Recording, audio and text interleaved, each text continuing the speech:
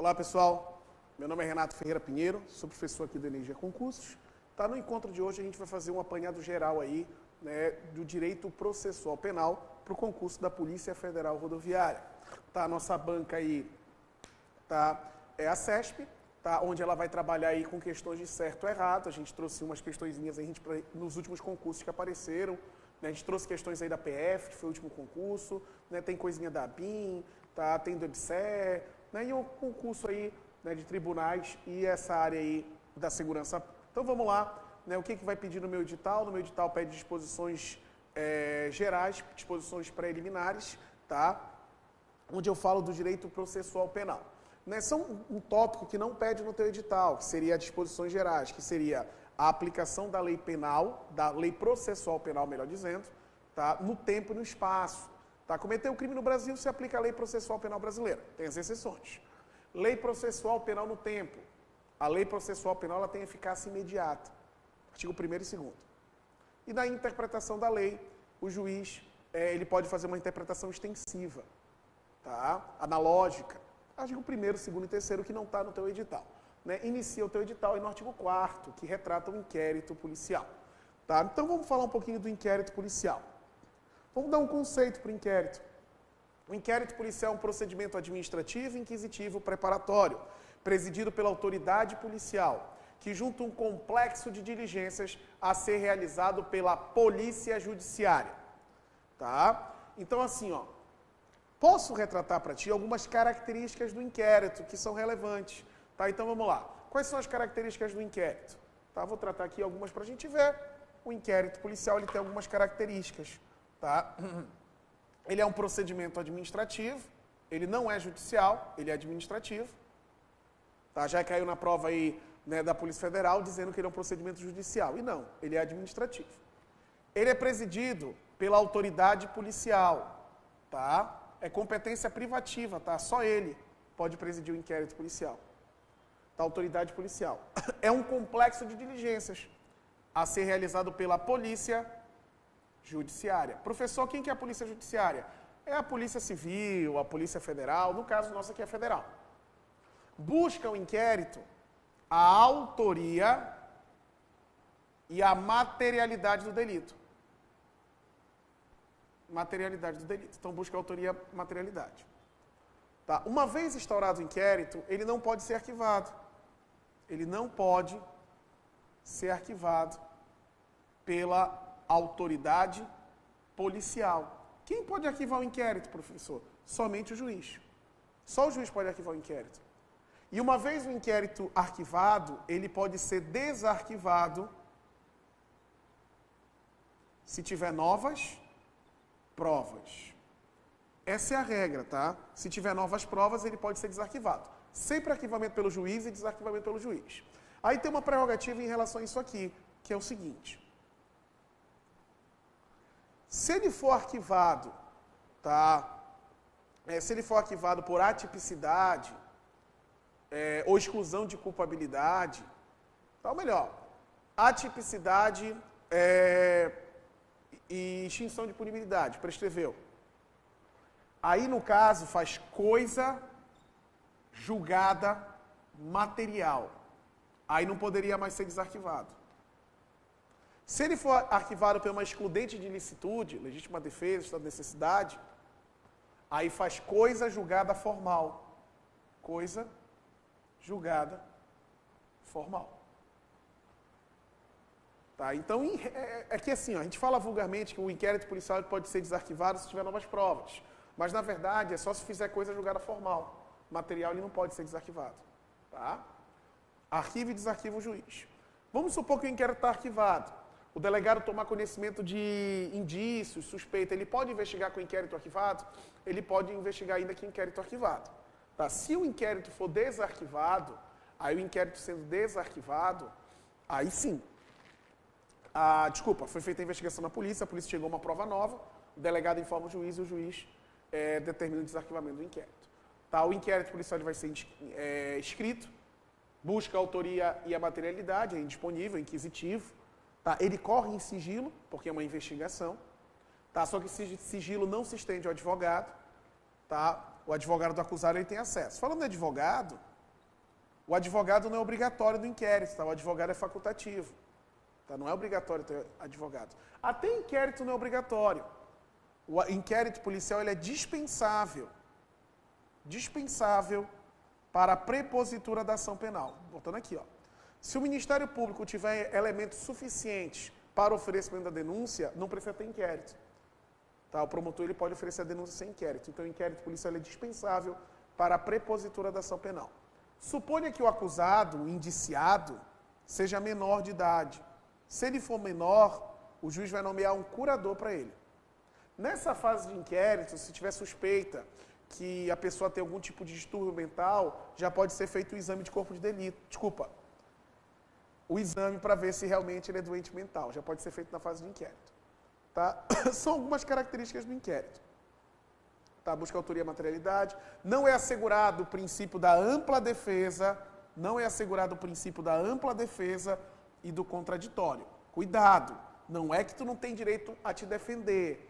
Não é assegurado esse princípio.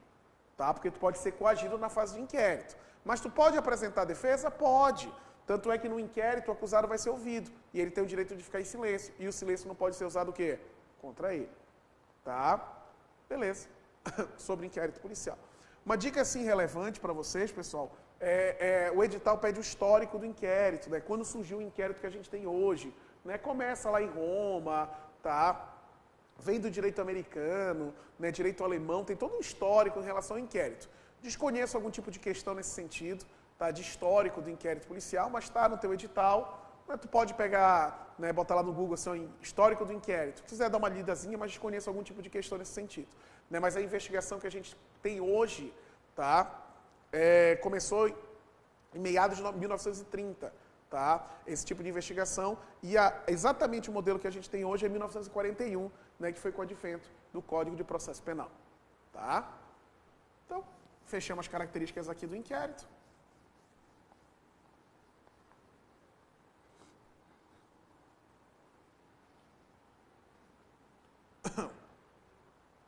A instauração. Quando é que é instaurado o inquérito? O inquérito policial ele pode ser instaurado em 3 situações. Primeiro, cognição espontânea ou imediata. Segundo, cognição provocada ou imediata. Terceiro, cognição coercitiva. Professor, é interessante eu saber esses nomes. Como tu vai fazer o concurso da CESP, né, eu já vi questão deles perguntarem assim, ó, cognição espontânea, cognição provocada e cognição coercitiva. Né, a questão que eu vi foi a cognição coercitiva. Eu vou te explicar sem falar esses nomes, tá? Mas é interessante tu saber.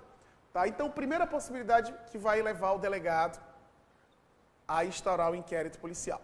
Primeiro, toda vez que o delegado de polícia tomar conhecimento de um crime de ação penal pública incondicionada. O delegado de polícia tomou conhecimento de um crime de ação penal pública incondicionada. Ou seja, o tipo de ação penal que não depende da vontade da vítima. O homicídio, o roubo, o aborto, tá? A lesão corporal gravíssima, tá? Um peculato, tá? O estupro, tá? Porque agora mudou os crimes contra a dignidade sexual. Não depende da vontade da vítima. Nesse caso, o delegado de polícia tomando conhecimento do crime, de ofício, ou seja, sem ninguém pedir, sem ninguém solicitar, ele vai fazer uma portaria e vai determinar a instauração do inquérito. Ele pega o papel e fala assim, ó, portaria número 14 de 2010, determina a instauração do inquérito. Então, de ofício, através de uma portaria, ele determina a instauração do inquérito policial. Segunda possibilidade, pode ser por requisição do juiz ou do Ministério Público. Se o promotor ou o juiz fizer uma requisição para instaurar o inquérito, o delegado é obrigado a instaurar. Não tem jeito, ele tem que instaurar.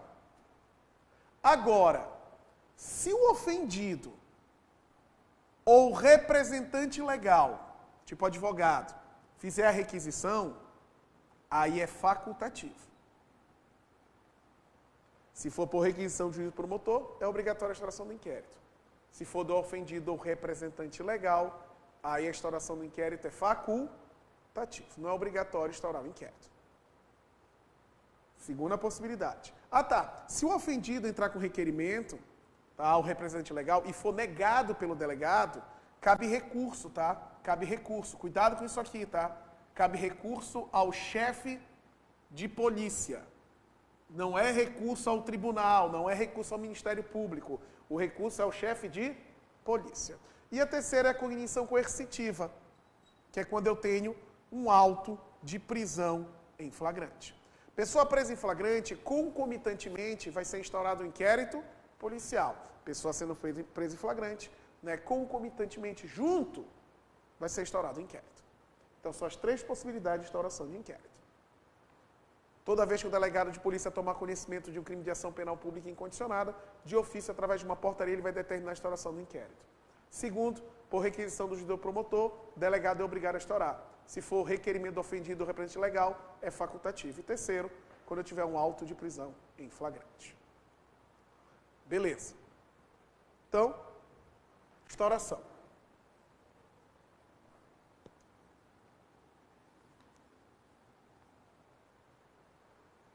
Instauração do inquérito. Diligências. Vamos ver as diligências. Artigo 5º ali para vocês.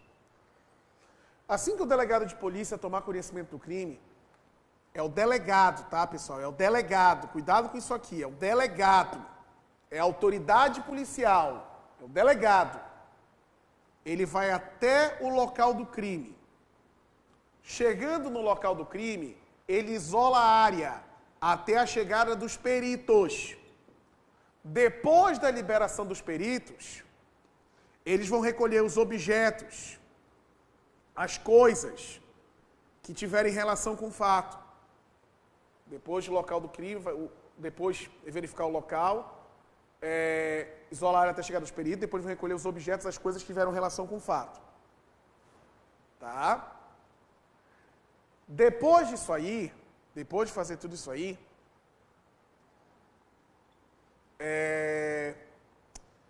ele vai ouvir todo mundo, ele vai ouvir o acusado, o ofendido, testemunhas. Se o crime deixar vestígio, o delegado vai mandar fazer o exame de corpo de delito. Vai falar sobre a vida pregressa do acusado. Se ele trabalha, qual é a condição financeira dele, a condição econômica, social, tudo sobre a vida pregressa do acusado. E aí o artigo seguinte, o 6º, fala da reprodução simulada dos fatos.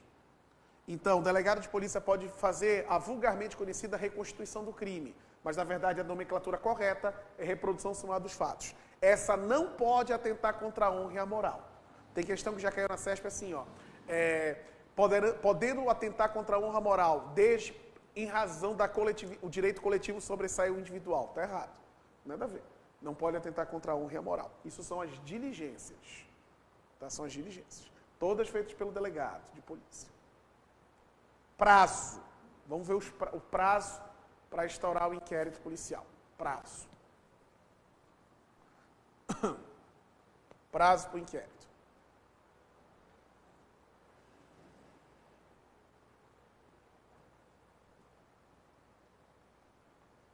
Prazo. Então, assim, ó, na Justiça Estadual, na Justiça Federal, tá? Lei de tóxicos e crimes de imprensa, economia popular, desculpa, economia popular e militar.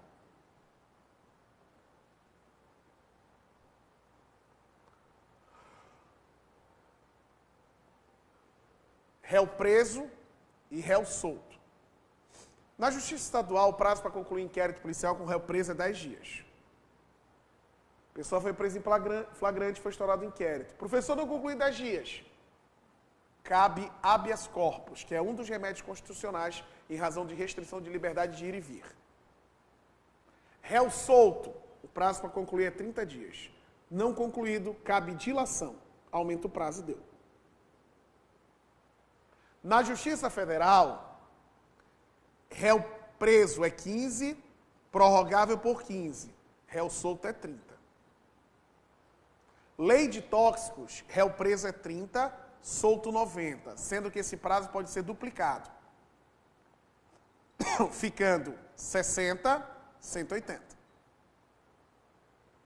Economia popular é 10 preso, 10 solto. Militar é 20 preso, 40 solto. Professor, o que importa para a prova? O que importa para a prova são os de cima aqui, ó. Os dois de baixo são irrelevantes. São os prazos que o delegado de polícia tem para concluir o inquérito. Ele instaura o inquérito, ele tem um prazo para concluir e enviar ao juízo. Se ele não concluir dentro do prazo, no caso de réu preso, cabe habeas corpus. Ele entra com a defesa, né, impetra o habeas corpus, tá, que pode ser feito por qualquer um do povo. O juiz é obrigado a soltar, sob pena de incorrer em crime de abuso de autoridade. Se o réu estiver solto, não concluído no prazo, aumenta o prazo e deu. Dilata o prazo. Beleza. Para concluir o nosso inquérito, nós vamos fazer o relatório.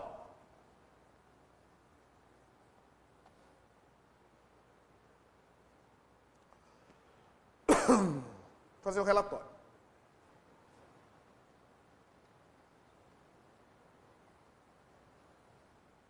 Relatório.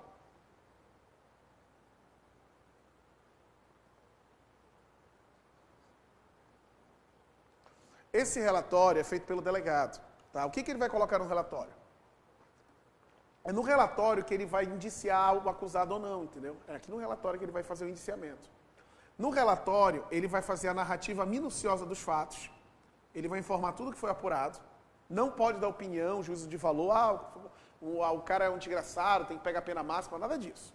Ele vai fazer a narrativa minuciosa dos fatos e ele vai informar as testemunhas que não forem inquiridas e aonde elas podem ser encontradas. Porque assim, ó, pode acontecer que o réu está preso, o acusado está preso. O delegado ele tem um prazo para concluir o inquérito. Se ele não concluir dentro do prazo, né, o que aconteceria se não concluir dentro do prazo? Vai ter que soltar. Então o delegado, eu preciso ouvir uma testemunha. Eu não sei onde ela está viajando. O que eu vou fazer? Eu vou encerrar logo o inquérito. Eu envio o inquérito ao juízo, tá? Eu encaminho o inquérito policial ao juízo, tá? E informo o juízo uma testemunha que não foi ouvida porque ela não foi localizada. E onde ela pode ser encontrada, estava viajando. Aí beleza. Encerramos o nosso inquérito. O inquérito policial ele foi concluído. Réu preso, regra geral que é da Justiça Estadual, tá? É 10 dias. Réu solto, 30.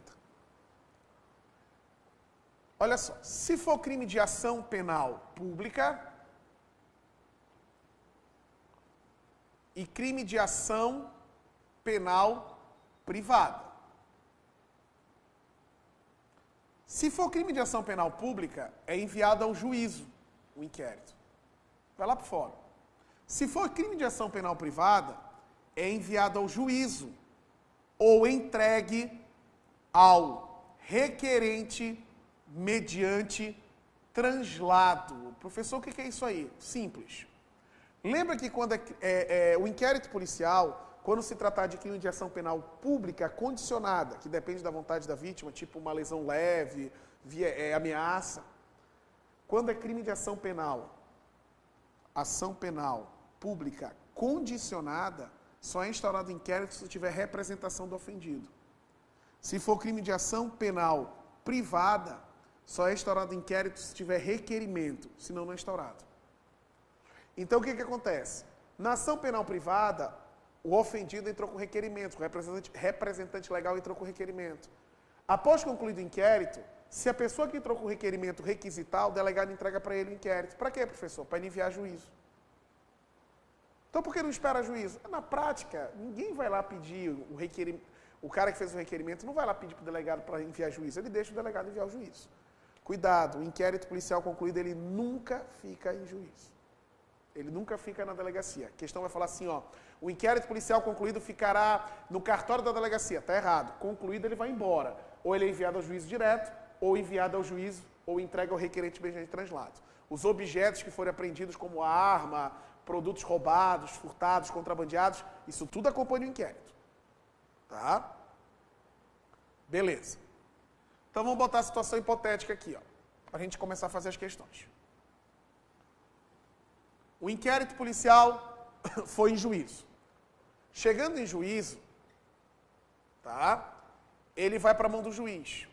O juiz não pode arquivar o inquérito sem ouvir o Ministério Público, porque a titularidade do inquérito policial é do MP. Então, o juiz não pode arquivar o inquérito sem abrir vista ao MP. Mesmo com uma decisão fundamentada, tá? Ele é obrigado a abrir vistas do inquérito ao Ministério Público. Chegando no Ministério Público o inquérito, o promotor ele pode requerer o arquivamento. Cuidado! O promotor não pode arquivar, ele pode requerer o arquivamento.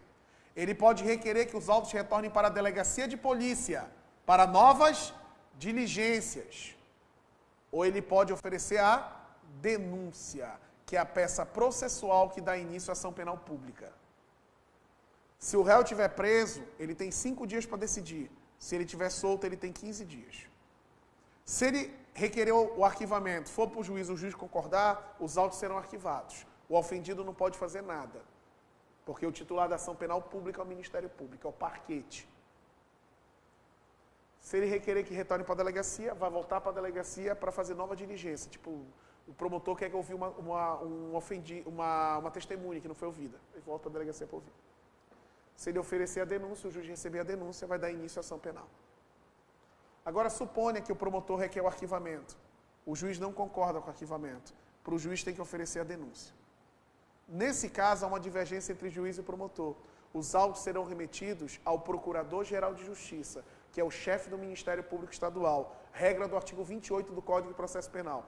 Compete, nesse caso, o Procurador-Geral de Justiça decidir entre a denúncia, se ele concordar com o juiz pela denúncia, ele mesmo oferece a denúncia ou nomeia outro promotor, ele não pode mandar isso aqui, por causa da independência funcional, os membros do Ministério Público não estão subordinados à ordem de quem quer que seja, ou, se o Procurador-Geral de Justiça decide pelo arquivamento, os autos serão arquivados. Beleza.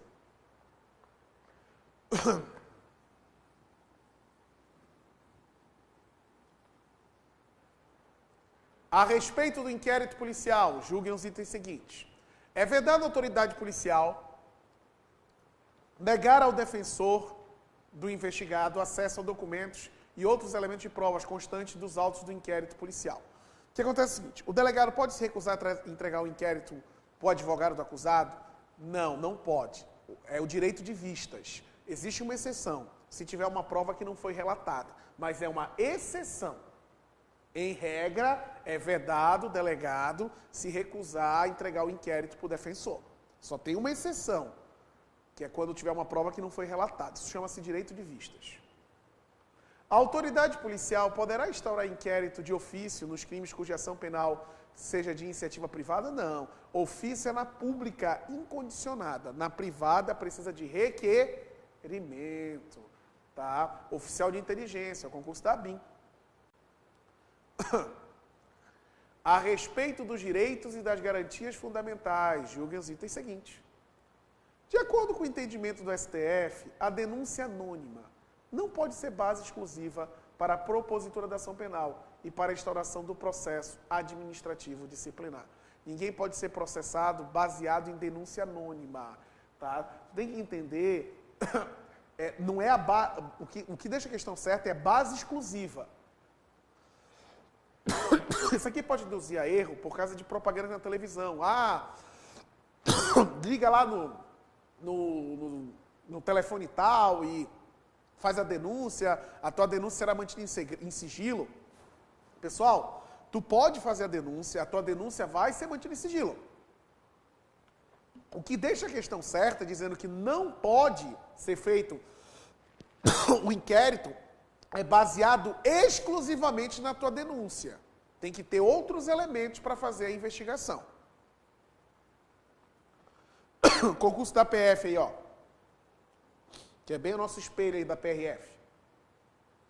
Depois de adquirido um revólver 38 que sabia ser produto de crime, José passou a portá-lo municiado, sem autorização, em desacordo com determinação legal. O comportamento suspeito de José levou a ser abordado em operação do policial de rotina. Sem autorização do porte de arma de fogo, José foi conduzido à delegacia, onde foi estourado o IP, tendo como referência a situação hipotética, julgue os itens seguintes. O agente da polícia pode decidir discricionariamente acerca da conveniência ou não de efetivar a prisão de José? Claro que não é discricionário, é vinculado. Tem que efetuar a prisão.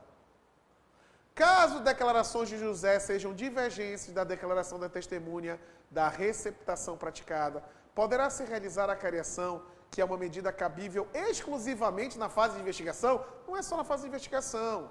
A cariação também é na fase de provas do processo penal. Já vai ver. O inquérito instaurado contra José é um procedimento de natureza administrativa, cuja finalidade é obter informação a respeito da autoria e da materialidade do delito. Perfeito. Ele busca a autoria e a materialidade do crime. Provas. Vamos para provas. Provas. Artigo 155 do Código de Processo Penal. O juiz formará sua convicção pela livre apreciação de provas produzidas no contraditório judicial, não podendo fundamentar a sua decisão exclusivamente nos elementos informativos colhidos na investigação, ressalvadas provas cautelares, não repetitíveis e antecipadas. Então, assim, o juiz ele vai buscar a verdade real. Todo e qualquer meio de prova é válido para o juiz chegar até a verdade real. Só não vale as provas ilícitas e as derivadas das ilícitas. Detalhe, as provas podem ser produzidas durante o curso do processo e antes do curso do processo, para um juiz chegar à verdade real. Existe um detalhe muito relevante em relação às provas. Existe uma teoria chamada teoria da árvore dos frutos envenenados. Tá? CESP adora isso aí. A árvore seria o processo, os frutos a prova. Não é porque uma prova é ilícita que torna o processo ilícito. Não é porque uma fruta está envenenada que mata a árvore. Tá? Tem que ser tirada essa fruta. Quais são os meios de prova? Exame de corpo de delito e perícias em geral, interrogatório do acusado, confissão, oitiva do ofendido, o arrolamento das testemunhas, o reconhecimento de pessoas ou coisas, a careação, provas documentais, indícios e busca e apreensão. Todo meio de prova é válido, só não vale a prova ilícita, ilegal. O ônus da prova cabe à acusação. Por isso que é muito mais fácil defender do que acusar. Porque alegatio non provatio é mesmo que non aberratio. Se tu não tem como provar, é melhor que tu fique calado. Tá? Então, esses são os meios de prova permitidos. Diligências. As diligências poderão ser feitas no curso do processo ou antes da sentença. Pessoal, o juiz pode fazer a produção antecipada de provas. Tipo assim, uma testemunha, ela é ouvida durante a instrução criminal, lá na audiência de instrução e julgamento. Mas o juiz, se ele achar necessário, ele pode ouvir a testemunha antes. Tá? Provas ilícitas derivadas. São inadmissíveis, devendo ser desentranhadas do processo. Salvo quando não evidenciado o nexo de causalidade entre umas e outras, ou quando as derivadas puderem ser obtidas por outra forma independente da primeira. Se a prova é derivada da ilícita, mas ela foi obtida de uma outra forma, ela vale. Se não, ela não vale. Tem também muito relevante sobre escuta telefônica, tá, pessoal? A escuta telefônica, ela só vale se for com ordem judicial. Tá? Vou botar um exemplo aqui, ó. O A ligando para o B. Os dois estão falando no telefone. Se o B gravar essa ligação, isso vale como prova. Tá? Isso vale como prova. A e B estão conversando no telefone. C, sem autorização, faz um grampo telefônico. Isso não vale como prova, isso é uma prova ilícita. Porém, se essa prova, essa ligação que foi adquirida de forma ilícita, for para absolver alguém, ela vale. Não entendi, professor. Vamos supor que uma pessoa, o D, ele está sendo investigado, ele está sendo acusado de um crime. A e B estão conversando dizendo que bolaram tudo, forjaram tudo para incriminar o D. O C fez uma escuta telefônica sem autorização judicial. Isso, embora seja adquirido de forma ilícita, vai valer como prova para absolver o D. Por quê? Porque mais vale 1000 culpados soltos do que um inocente preso. Logo, uma escuta telefônica sem autorização judicial é uma prova ilícita. Porém, ela pode ser usada para absolver uma pessoa e não pode ser usada para condenar ninguém. Exame de corpo de delito e perícias em geral. Exame de corpo de delito e perícias gerais. O exame de corpo de delito ele é indispensável. Toda vez que o crime deixar vestígio, é indispensável a realização do exame de corpo de delito. A confissão. O fato do acusado confessar a prática delituosa, é feito o exame de corpo de delito? Mesmo com a confissão, é feito o exame de corpo de delito. Se não houver perito oficial, na localidade não há perito oficial, o que é feito? Tem problema. O juiz vai nomear 2 pessoas idôneas, preferencialmente com curso superior na respectiva área. O perito ele tem que ter curso superior, tá? Esse é o perito concursado, oficial. Na ausência de um perito oficial, que é o concursado, o juiz vai nomear 2 pessoas idôneas. Não é obrigatoriamente, é preferencialmente com curso superior na respectiva área. Esses peritos nomeados pelo juiz, as partes não podem intervir na escolha deles. E eles prestam compromisso e estão sujeitos à disciplina judiciária. Se mentir, comete crime de falso testemunho ou perícia. Tá? As partes podem formular quesitos, peritos, tanto a acusação quanto a defesa podem formular quesitos a serem respondidos pelas partes no laudo. Esses quesitos vão ser formulados pelo Ministério Público, pela defesa, pelo querelante, tá? E o perito ele tem que responder esses quesitos. As partes podem indicar assistentes técnicos que vão atuar juntamente com o perito. Esse assistente técnico ele tem acesso a todo o material probatório após a realização da perícia. Quando se tratar de perícias complexas, com mais de uma área de atuação, o juiz nomeará outros peritos para fazer a perícia. Tipo o caso da Boate Kiss, lá que teve incêndio, destruição, morte, o juiz nomeia outros peritos. O laudo pericial ele tem que ficar pronto em 10 dias. As partes, em 10 dias, podem requisitar esclarecimento do laudo. O material probatório, tá? Ele vai ficar à disposição, do assistente técnico. Se for material genético, ele vai ficar arquivado, ele nunca é destruído. E pode ser realizado perícia a qualquer dia e qualquer hora. Autópsia. A pessoa morreu, a gente vai desenterrar o cadáver e vai fazer a autópsia. A autópsia, ela tem que ser realizada pelo menos 6 horas após o óbito. A autópsia vai ser realizada pelo menos 6 horas após o óbito. Porém, esse prazo de 6 horas, ele pode ser dispensado pelo legista, quando ele achar desnecessário. Tipo, a cabeça chegou separada do corpo. Para que esperar 6 horas? O legista achou desnecessário o prazo, ele dispensa o prazo. Tá? Quando tem autópsia, é toda morte? Não. Só morte violenta com indício de crime. Não basta ter indício de crime, não basta ser violenta. Tem que ser morte violenta com indício de crime. E se não tiver indício, professor? Basta uma autópsia externa. A pessoa subiu a escada, caiu, bateu a cabeça e morreu. Uma autópsia externa. Um acidente. Fez uma autópsia externa, acabou. Agora não, tem indício de crime, é feita a autópsia. Exumação. A pessoa morreu, foi enterrado, aquele cadáver vai ser exumado. O juiz determina a exumação, quer desenterrar para fazer os exames necessários. É informado o diretor do cemitério o dia e a hora onde vai ser realizada a exumação. Tiramos o cadáver. Do jeito que tira o cadáver é feita a exumação. Ah, vai ser 5 exumações, vamos botar um cadáver do lado do outro para ficar mais fácil. Não, do jeito que tira faz.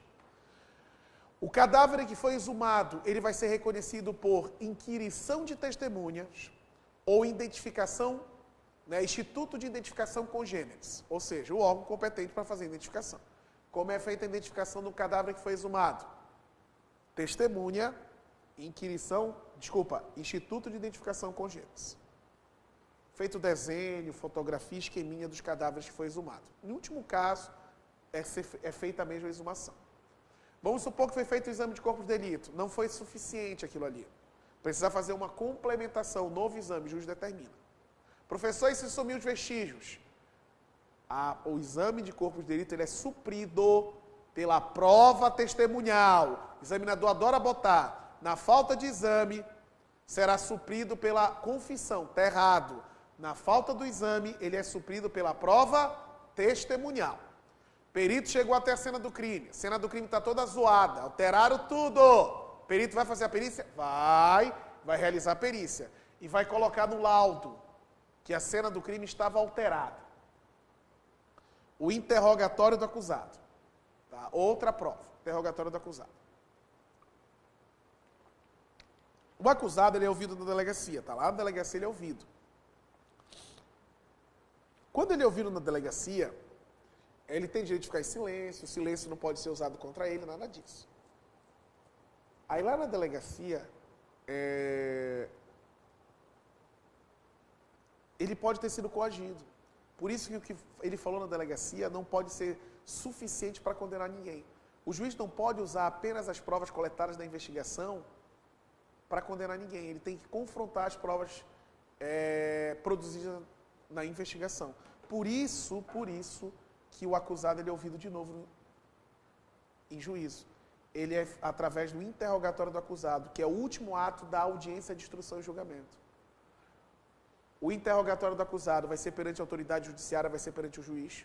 O juiz vai qualificar ele, né? Ele vai ser qualificado, ver se ele é ele. É obrigatório o defensor. Se tu for para o interrogatório sem defensor, o juiz nomeia um defensor dativo para ti. Se o acusado estiver preso, o interrogatório é realizado na unidade prisional onde ele se encontra, numa sala adequada. Porém, o juiz pode, por decisão fundamentada, fazer com que determine que seja realizado em juízo. Sistema de videoconferência ele é permitido. Né? Caiu aí na penúltima prova da PF, se eu não me engano, caiu videoconferência.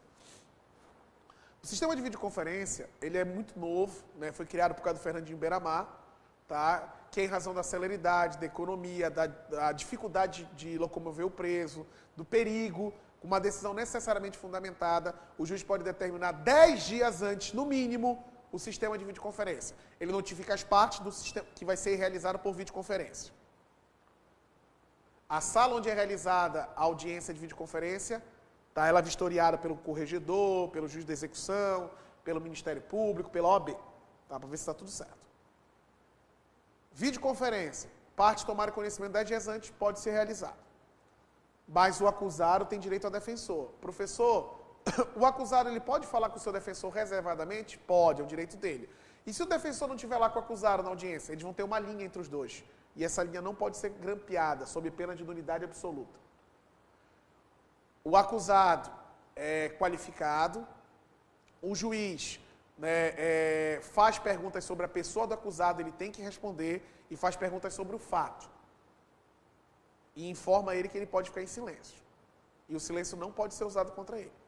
Sobre a pessoa, o acusado tem que responder. Sobre o fato, ele pode ficar em silêncio, ele pode negar. O direito dele, mentir ainda. Se ele negar a autoria, o juiz vai perguntar se ele sabe quem cometeu o crime, onde ele estava no momento do crime. Se ele confessar, o juiz vai perguntar os motivos, os meios, etc. Tá? Pode ele confessar, negar e depois confessar. Ele pode confessar em partes do crime. Não tem problema nada disso. Tá? Outras provas. Confissão. A confissão não é porque o acusado confessou que não vai ter exame de corpo de delito. Vai ter exame de corpo de delito, sim. A confissão é a rainha das provas, mas o juiz não pode se basear apenas na confissão para condenar ninguém. Ele tem que confrontar com as demais provas. A oitiva do ofendido. O ofendido, ele é ouvido na instrução criminal, na audiência. Tanto o acusado quanto o ofendido que não comparecer em juízo, o juiz pode determinar a condução coercitiva. Eles vão vir à força. Tá? Em razão da pessoa do ofendido, ele pode requerer que os autos corram em segredo de justiça. Uma pessoa de renome, alguma coisa assim, segredo de justiça. Acompanhamento, proteção, o Estado vai dar a ele, né? Programa de proteção ao ofendido. O acusado foi preso, avisa o ofendido. O acusado foi solto, avisa o ofendido. Saiu a sentença, avisa o ofendido. Testemunha. A testemunha, ela tem o compromisso de dizer a verdade.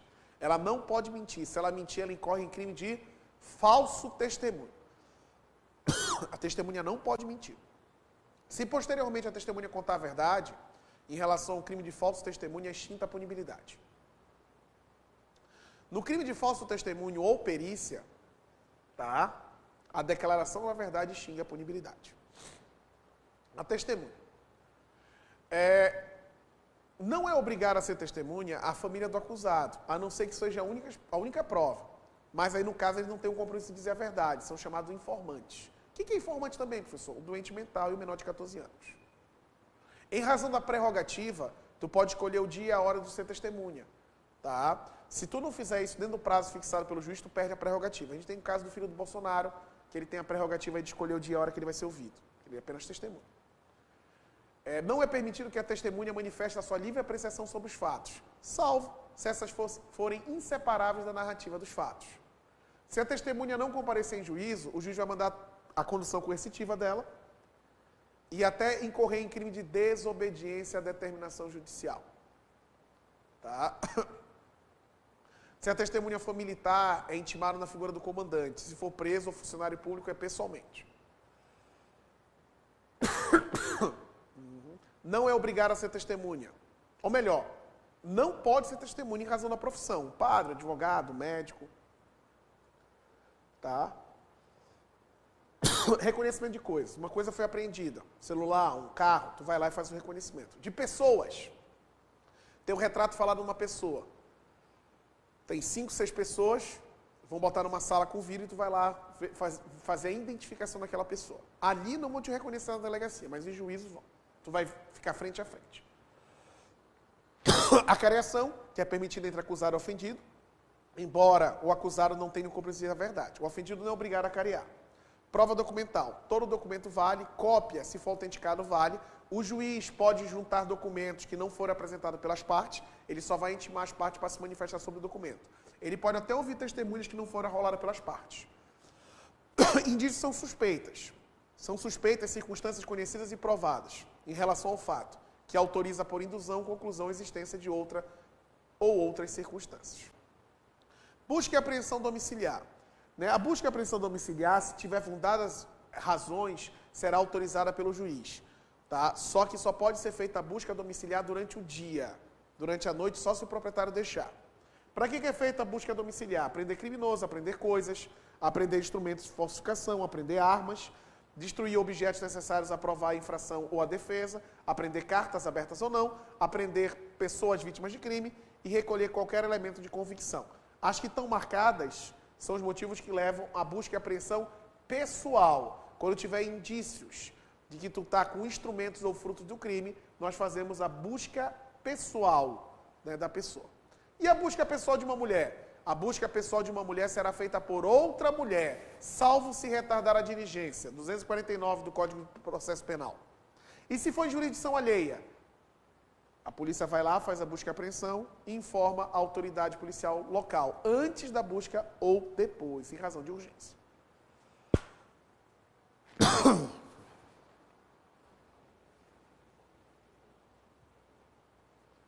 Acerca do sistema de apreciação de provas, julgue os itens seguintes.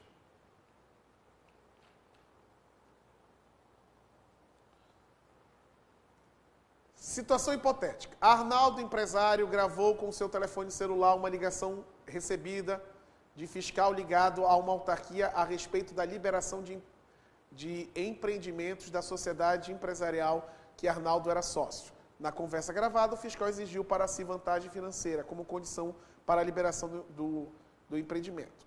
Nessa situação, de acordo com o STF, o referido meio de prova é ilícito, por violar o direito à privacidade, não servindo, portanto, para embasar a ação penal contra o fiscal. Errado, é lícito, porque um dos interlocutores gravou a ligação. Não tem problema. Quando é um terceiro que tem que ter autorização judicial. Na tentativa de entrar em território brasileiro com drogas ilícitas, a bordo de um veículo, o traficante disparou um tiro contra o agente da Polícia Federal, que estava em missão em unidade fronteiriça. Após troca de tiros, outros agentes apreenderam o traficante flagrante. Conduziram-no à autoridade policial local e levaram o colega ferido ao hospital da região. Situação hipotética. Para que a perícia verifique a natureza e a eficiência da arma utilizada pelo traficante, este deverá ser apreendida por meio de mandado expedido por autoridade judiciária. A autoridade policial não poderá atuar de ofício para a atual finalidade. Está errado, né? Pode sim, né, nesse caso, né, do traficante. João integra uma organização criminosa que, além de contrabandear, armazenar, vender clandestinamente cigarros de origem estrangeira nas ruas de determinada cidade brasileira, a partir dessa situação hipotética, julgue os itens seguintes. A busca no depósito onde estão armazenados cigarros contrabandeados será precedida de expedição de mandado de busca e apreensão, que deverá incluir vários itens. sendo imprescindível apenas a indicação precisa do local de diligência e assinada a autoridade que expediu o documento. Errado, pessoal. Né? Como eles estão com esses produtos contrabandeados, né, pode ser feito lá a apreensão que é em flagrante. Com referência à interceptação de comunicação telefônica, o crime de tráfico ilícito entorpecente, crime de lavagem de capitais, crime de cibernético, julgue os itens. A interceptação da comunicação telefônica poderá ser realizada de ofício pela autoridade policial. Peraí, pessoal. Interceptação telefônica é só pelo juiz. O delegado não pode. Acerca da prova no processo penal, por força do princípio da verdade real, se uma autoridade policial determinar que o indiciado forneça material biológico para a coleta de amostra de exame de DNA, cujo resultado poderá constituir prova para o determinado autoria do crime, o indiciado estará obrigado a cumprir? Tu é obrigado a entregar material biológico para fazer exame? Não, tu não é obrigado. A Constituição assegura que eu não sou obrigado a emitir provas contra mim mesmo. E para a gente fechar, processo penal, prisão em flagrante. Tá? Ninguém poderá ser preso senão em flagrante delito ou por ordem escrita e fundamentada da autoridade competente, em decorrência de sentença condenatória transitada em julgados, no curso da investigação, em virtude de prisão temporária ou prisão preventiva. Então, assim, ó, prisão, eu vou ter prisão cível, que é alimentos depositário infiel, e eu vou ter prisão penal, que seria em flagrante delito e por ordem judicial. Ordem judicial eu vou ter a preventiva, a temporária e a condenatória. Mas na tua prova só cai o flagrante. Então a gente vai estudar o flagrante. Quem pode efetuar a prisão em flagrante? A prisão em flagrante pode ser efetuada por qualquer um do povo. Qualquer um pode efetuar a prisão em flagrante. Tá? Então, quando o flagrante é feito por qualquer um, chama-se flagrante facultativo. Quando é qualquer um do povo. Quando a prisão é feita pela autoridade policial e seus agentes, chama-se flagrante obrigatório ou flagrante compulsório. Essas são as duas espécies. Qualquer um do povo, autoridade policial e seus agentes. Modalidade flagrante. Artigo 302 do Código de Processo Penal. Flagrante próprio, real, propriamente dito, perfeito, quando a pessoa é presa no momento da prática delituosa. Flagrante impróprio, imperfeito, quase flagrante, quando a pessoa é presa logo após a prática delituosa. Flagrante presumido, ficto ou assimilado, quando a pessoa é presa logo depois. A pessoa está na casa furtando a televisão, quando ela está saindo, alguém chega, a polícia, uma pessoa, e efetua a prisão própria. A pessoa sai com a televisão, está fugindo. Em perseguição, a polícia pega. Impróprio. A pessoa furtou uma televisão, algumas horas depois é encontrado na rodoviária com uma televisão na mão e a polícia fazendo rondas. Presume-se que é aquela. Grande detalhe, é aqui, ó. Impróprio, logo após. Presumido, logo depois. É isso que importa, tá? Os dois têm logo. Geralmente o presumido é logo depois com instrumentos ou objetos que façam presumição todo o crime. Impróprio, após. Presumido, depois. Presumido, ficto, assimilado. Impróprio, imperfeito, quase flagrante. Após, não esquece, presumido, depois. Polícia usa de investigações anteriores para efetuar a prisão. Esse vale. Chama-se flagrante esperado. A polícia monta uma campana e está investigando até chegar o momento da prisão. Ah, professor, uma organização criminosa, eles podiam prender hoje, mas eles vão esperar para o final de semana. Aí chama-se flagrante retardado, porque vai ter mais gente. Esses valem. Qual é que não vale? O flagrante forjado, tá? E o flagrante preparado. O flagrante preparado é onde eu uso a figura do agente provocador. Quer comprar um celular roubado? Quero. Preso em flagrante. Receptação. Ao mesmo tempo que eu crio a situação de flagrante, eu impeço ela. O flagrante é preparado. Tá? É preparado. Esse flagrante não vale. Tá? O flagrante é preparado. Onde tem a figura do agente provocador. O flagrante forjado, urdito, maquinado, implantado por terceiro, quando eu coloco droga nas tuas coisas. Tá? Eu coloco um material roubado nas tuas coisas para te incriminar. Isso também não vale. Detalhe, se um policial chegar a uma pessoa e dizer assim, ó, tem droga para vender numa festa, a pessoa tem, preso em flagrante. No tráfico vale. Por quê, professor? Porque o crime não está em expor à venda. O crime já está em depósito. Mesma coisa que a pessoa ter droga dentro de casa. A polícia entra na casa sem mandado judicial. Pode? Pode. Porque tu tem em depósito droga já é crime. Tá? Se torna um crime permanente. Então eles vão invadir a tua casa. É feita a prisão em flagrante. Quem efetuar a prisão, o condutor, ele vai ser ouvido.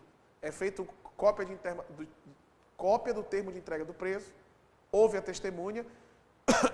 O condutor, as testemunhas têm o cúmplice dizer a verdade, tá? Ouve-se o acusado, o interrogatório dele, e é lavrado, né, pela autoridade policial o auto de prisão em flagrante. Comunica o juiz, em 24 horas, e pessoa indicada pelo acusado, família, assina-se a nota de culpa. Sem autoridade policial na localidade, ele será encaminhado para a autoridade policial mais próxima. Sendo informado o juiz da prisão em flagrante, ele vai relaxar se tiver ilegalidade, não é revogar, ele vai relaxar o flagrante se tiver ilegalidade. Ele pode aplicar uma outra medida cautelar, tá? São as medidas cautelares, não falar com certas pessoas, frequentar determinados locais, não se ausentar da comarca. Pode decretar prisão preventiva ou dar liberdade provisória com ou sem fiança.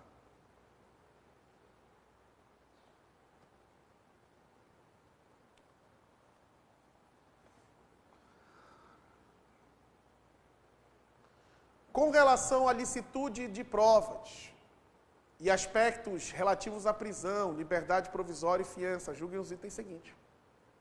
Situação hipotética. Abel foi preso em flagrante no momento em que efetuava a venda de grande quantidade de cocaína e maconha. Lavrado o auto de prisão em flagrante. Os autos foram enviados à autoridade judiciária. Nessa situação, o juiz poderá conceder a liberdade provisória de Abel mediante pagamento de fiança, que deve ser aplicável em condições pessoais de fortuna à vida pregressa.